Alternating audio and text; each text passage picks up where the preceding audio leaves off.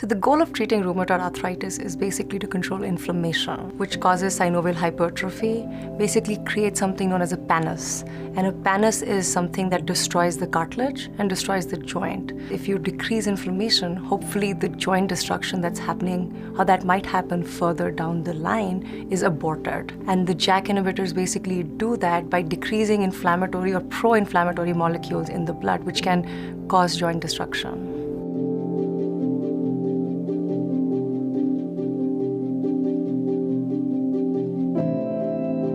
So rheumatoid arthritis is a chronic inflammatory autoimmune disease wherein the joints are involved. And what basically happens is that the patient's immune system is out of whack.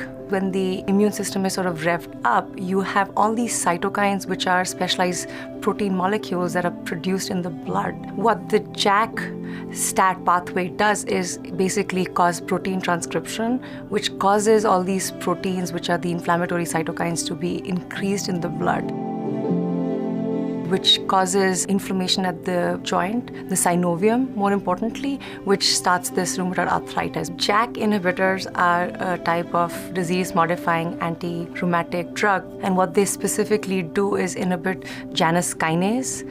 And Janus kinase basically is responsible for starting the inflammatory cascade, which causes inflammation that's associated with the pathogenesis of rheumatoid arthritis. There are several ways of knowing whether a treatment is working, and from a patient's perspective, the subjective way is one of the ways, which basically means how they feel. In rheumatoid arthritis, we have something called morning stiffness, which basically means that your joints feel stiff when you wake up in the morning, so you cannot get up and go.